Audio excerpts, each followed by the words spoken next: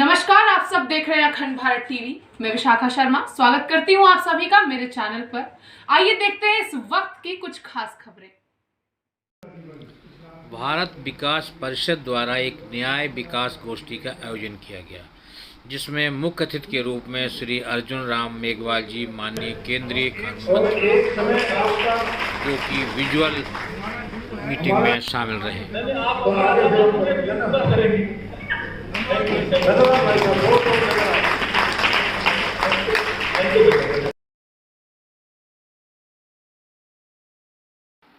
विशेष अतिथि न्यायमूर्ति आदर्श गोयल जी, विशेष अतिथि प्रोफेसर रजनी अब्बी जी, कार्यक्रम की अध्यक्षता श्री गजेंद्र सिंह संधू जी एवं मार्गदर्शन श्री सुरेश जैन जी ने किया। इस कार्यक्रम की शुरुआत दीप जलाकर के शुरू किया गया। कार्यक्रम का मुख्य उद्देश्य सुगम न्याय व्यवस्था अंत्योदय तक, यानी न्याय आखिरी व्यक्ति तक कैसे पहुँचे, की गई। बाद में लोगों ने अपने अपने विचार रखे तथा लोगों को सम्मानित भी किया गया। आइए देखते हैं एक रिपोर्ट।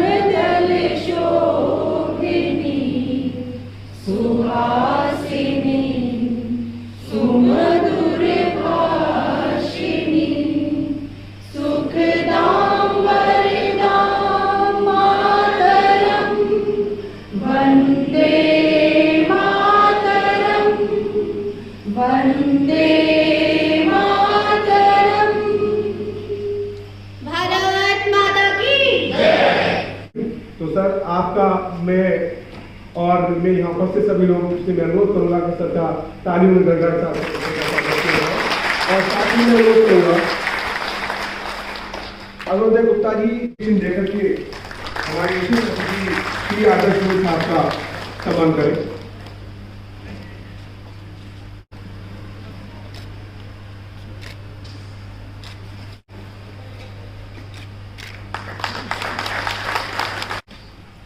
प्रतीक सिंह के लिए मैं रिक्वेस्ट करूंगा श्रीमती शीतल जी को प्राप्ति करके आए और रजनी अभी जी का प्रतीक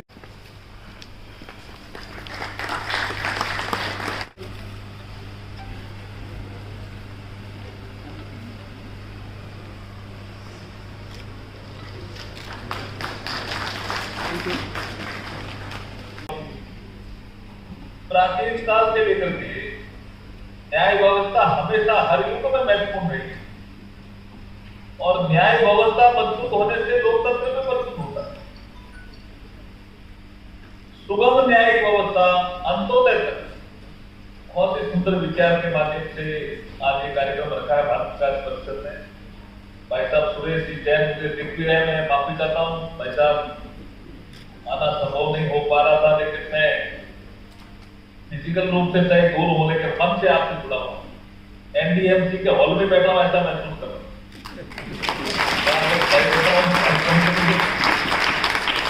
और क्योंकि यहाँ आगे के कार्यक्रम से ही रखते हैं, पहला जोशी जी यहाँ आए हुए हैं, इससे मुझे थोड़ा जाना भी जल्दी पड़ेगा, लेकिन मैं जो ये विश्वास करता हूँ, ये आश्वासन भी देता हूँ कि जो आप इस वर्कशॉप में चिंतन करोगे उसके आधार पर हम नीतियां बनाने में भी हमें मदद मिलेगी और हम आगे इस तरह के प्रयास करेंगे। बहुत बहुत धन्यवाद भाई साहब, भारत विकास परिषद के सभी पदाधिकारियों।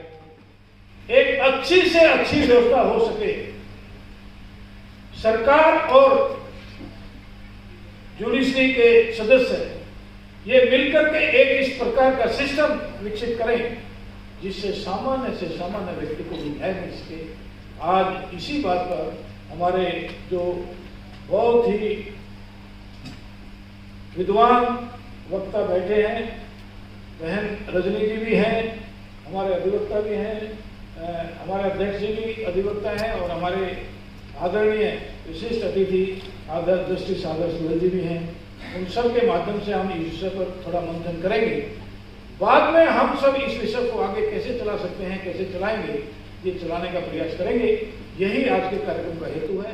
और मैं भारत विकास परिषद के मंच पर खड़ी हूँ, पर एक चीज कहना चाहूंगी, आप सब जितने लोग यहाँ बैठे हैं, एक छोटा सा संकल्प अपने मन में कर लीजिए, और अगर आप वो कर लेंगे तो हमारे भारत के प्रधानमंत्री और जो हमारी ये 75 वर्ष की यात्रा रही है, ये सफल हो जाएगी कि हम अपने देश को इंडिया कहना बंद करके भारत कहना शुरू।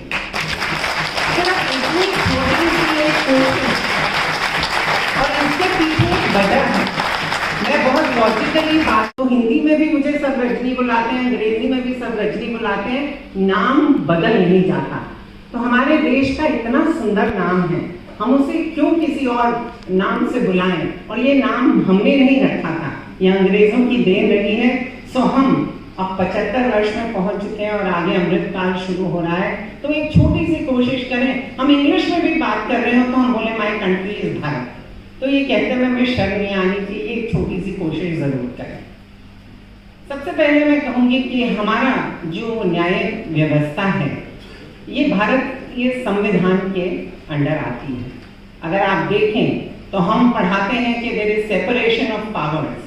हमारे पास एक पार्लियामेंट है, एक एग्जीक्यूटिव है और एक जुडिशियल सिस्टम है। तीनों आपस में इंडिपेंडेंट है, एक दूसरे में इंटरफेयर नहीं करते, पर कहीं ना कहीं वहाँ पे भी डाइल्यूशन होती है। आप देखते रहे हैं कई बार और बहुत बार जुडिशरी को कई बार ऐसे ऐसे कानून बनाने पड़े, ऐसे ऐसे ऑर्डर लाने पड़े जहाँ पर कि कहीं वैक्यूम था तो उन्हें लगा कि अगर पार्लियामेंट इस तरह नहीं करे तो ओवर रीच में कहीं ना कहीं जुडिशरी भी इस तरह के कानून लाती रहे।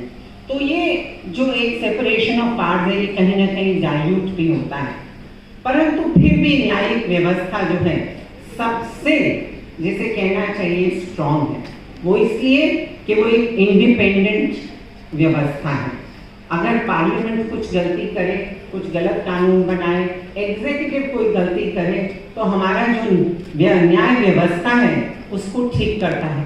कितना बड़ा भी कानून बना हो, पर न्यायिक व्यवस्था जो है उसको टर्न डाउन कर देती है और वो बहुत उस मामले में स्ट्रॉन्ग है। क्या हमने इसको सीमित कर दिया है adjudication of A dispute. Yes, it results in just. पूरी तरह से विकसित है तो कौन सी समस्याएं जो बचती है उसके बाद? क्या हमारी न्यायिक व्यवस्था को अगर टेस्ट करें इस पैरामीटर पे, are the people connected with the legal system fully charged with that mission of service? Supreme court के सामने मोटो लिखा हुआ है।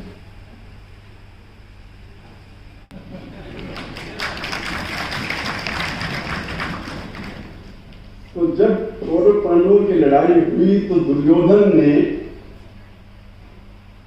अपनी माता को अप्रोच किया, because she was most powerful and most lovely। और उसने कहा कि भाई मैं लड़ाई के मैदान में जा रहा हूं, मुझे लड़ाई करनी और पावरफुल लोगों के साथ लड़ाई करनी है, और आप अगर मुझे ब्लेस कर दें, विजयी भव, तो मैं जीत जाऊंगा। आज आप चले जाइए किसी माता के पास, कोई बच्चा चला जाए कि मां मैं ये करने जा रहा हूं, तो कहिए ठीक है बेटा, विजयी भव। पर वो बड़ी इम्पार्शियल थी, ईमानदारी और न्यायमूर्ति भी, जज भी। जज के लिए कोई पार्टी, कोई बेटा, कोई वो नहीं होता है। जज इज अबव एवरीथिंग। तो उसने उसको कहा कि भाई या तो धर्म तो जय, ये उसका निकला। जिधर राइटनेसनेस होगी उधर ही जीत होगी। यही है सीक्रेट। सुगम न्यायिक व्यवस्था अंत्योदय तक वो व्यवस्था वही है जो इस बात को इंश्योर कर सके, जिधर राइटियसनेस होगी उधर ही विक्ट्री होगी। ये हमारा मोटो है।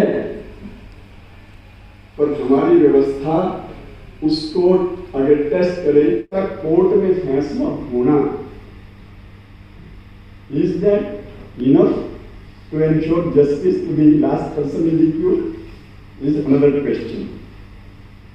जस्टिस हमारे कॉन्स्टिट्यूशन में डिफाइंड है, प्रियम्बल में, justice social, economic and political.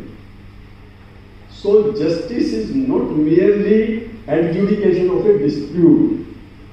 The matter may not come to the court at all and a person may be suffering injustice. आप पंखे के बजाय एसी भी चला दीजिए तो जरूरी नहीं है कि उससे जस्टिस हो जाए। That's not enough, right? So resources. फिर भी हम लोग कार्यक्रम की व्यवस्था में बैठे हैं, तो मैं समझता हूं कि 10-15 मिनट और आप धैर्य रखेंगे, क्योंकि विषय बड़ा जटिल है और स्थिति ऐसी हो गई कि एक बार कुछ लोग 5 स्टार होटल में गए, 5 लोग थे, कमरा बुक किया, 45वीं मंजिल पे उनको कमरा मिला। अभ्यास था लिफ्ट पे जाने का, लेकिन जैसे ही होटल में वापस आए तो काउंटर वालों ने कहा साहब लिफ्ट चल नहीं रही है। तो बोले तो क्या होगा? बोले साहब सीढ़ियां हैं। अब उनको लगा समय भी उतना बचा है और 45 मंजिल भी चढ़ना है, तो क्या किया जाए? वहां भी सिस्टम काम आते हैं। सिस्टम बने कि 45 मंजिल है, 5 लोग हैं, 9 पंजे 45 या 8 पंजे 40, 8 वाला हो जाएगा। तो 8 मंजिल तक अगर एक व्यक्ति कोई कहानी सुनाना शुरू कर दे तो पता नहीं चलेगा 45 मंजिल कब आ गई। रास्ता निकलता है उस रास्ते में क्या हुआ, क्रम तय हो गया, ये पहले नंबर पे सुनाएगा, ये दूसरे नंबर पे, ये तीसरे, चौथे, 5वें तक तय हो गए। अभी 2 मंजिल चढ़े थे तो 5वें नंबर वाला बोला कि भाई साहब मुझे कुछ बात कहनी है। बोला रुक जाओ, तुम्हारा 5वां नंबर है। क्यों? अभी कैसे बोलोगे? जब नंबर आएगा तब बोलो। फिर जब पहले वाले का किस्सा खत्म हुआ तब वो बीच में बोलने लगा, फिर टोक दिया, नहीं तुम्हें नहीं बोलो, तुम्हारा 5वां नंबर है। जब 40 मंजिल चढ़ गए तो वो जो संचालन करता था वो पूछता है, हाँ बताओ क्या कहना चाहते थे? तो बोले मैं कहना चाहता था चाबी तो काउंटर पे रह गई।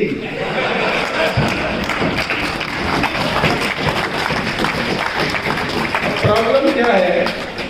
हमारे देश की समस्या क्या है? आजादी के कितने वर्ष हो गए? कितने साल? 45 पे एक एग्जाम्पल है, 70 कुछ हो गए। इतने साल तक आगे बढ़ गए, चाबी तो नीचे रह गई। वो चाबी भारत विकास परिषद ढूंढने की कोशिश कर रहा है इस कार्यक्रम के माध्यम से। क्या नहीं कहना है इस पर मत जाइए, लेकिन क्या कहना है इस पर रहिए। जितना कोशिश करें भारत शब्द प्रयोग करें। तो मैं समझता हूँ कि बहुत ज्यादा समय आपके धैर्य की परीक्षा भी नहीं होनी चाहिए। मैं अपनी बात को समाप्त करता हूँ। अरे साथियों, भाइयों और बहनों, मेरी स्थिति है, भारत विकास परिषद परिवार की ओर से आदरणीय केंद्रीय न्याय एवं कानून मंत्री श्री अर्जुन राम मेघवाल जी का आभार व्यक्त करता हूँ। जस्टिस श्री आदर्श गोयल जी और माननीय प्रोक्टर दिल्ली यूनिवर्सिटी श्रीमती रजनी अब्बी जी का आभार प्रकट करता हूँ। माननीय श्री गजेंद्र सिंह संधू जी, राष्ट्रीय संगठन मंत्री माननीय श्री सुरेश जैन जी और हमारे क्षेत्रीय अध्यक्ष आदरणीय श्री वीर गर्ग जी का भी आभार व्यक्त करता हूँ। ऐसी ही और वीडियो को देखने के लिए चैनल को सब्सक्राइब कीजिए, वीडियो को लाइक कीजिए, कमेंट कीजिए और शेयर कीजिए। धन्यवाद।